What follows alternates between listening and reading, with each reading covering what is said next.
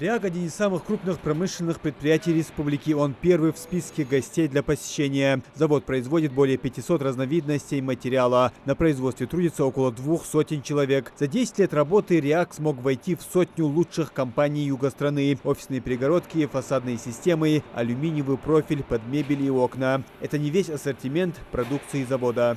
Кроме этого, это чертежный профиль, это по индивидуальным чертежам заказчика. И декоративные, это мебельные, ручки, ножки, вот такого плана. Вот, это как бы основные области применения нашей продукции. Создавал, кто инвестировал в само производство? Создавал здесь местный ингушский бизнесмен, естественно, при содействии федерального бюджета. РИАК – это единственное предприятие такого профиля в округе. И заказов у завода немало. Продукцию отсюда используют на стройплощадках Москвы, Санкт-Петербурга, Челябинска. Среди заказчиков есть и страны зарубежья. Ингушские профили можно увидеть в Белоруссии и Азербайджане. И сердце радуется, когда приезжаешь на такой объект. Во-первых, новый, современный, высокопроизводительный, качество продукции высочайшее. Номенклатура 1500 профилей, все просто абсолютно на уровне самых лучших образцов алюминиевой промышленности, именно профильной промышленности в мире. А самое главное, я хочу сказать, еще больше радуешься, когда понимаешь, что это частное предприятие. Если РИАК на рынке уже не первый год, то швейное объединение «Ингушетия» только в начале своего пути. Фабрика начала работать около года назад и за это время сделала серьезный скачок. Более 200 рабочих трудятся сейчас на производстве. Сейчас у нас на данный момент где-то 230 человек уже. В планах сейчас еще добрать человек 300-400. В ближайшее время, да? В ближайшие несколько месяцев хотим добрать, да. На полной мощности, если не Да. с вами 1100 рабочих мест. Нет, а так вообще до 1400, до 1500 у нас. Сейчас на фабрике трудятся над 3 крупными заказами. Только для одной партии нужно изготовить почти 4000 утепленных военных курток. Пока что они очень довольны пошивом.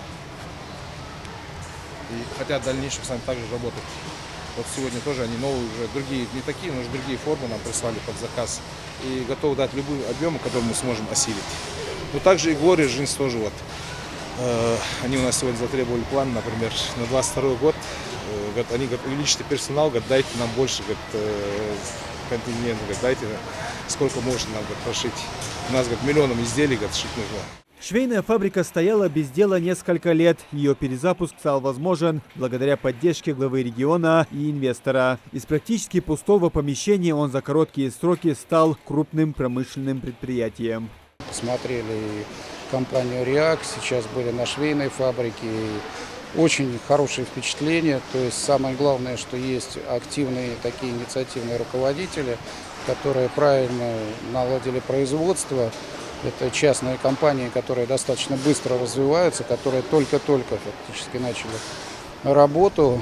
Мы со своей стороны, как система торгово-промышленных палат России, готовы оказывать всяческую поддержку, экспертную, в плане привлечения инвестиций, в плане нахождения технологических инвесторов, партнеров, каналов сбыта, в том числе через выставки, потому что у нас есть большая сеть своих дочерних структур, в частности Экспоцентр, Союз экспертизы и многие другие организации. Поэтому для нас очень важно понять, насколько мы могли бы быть интересны и полезны тоже для развития потенциала республики.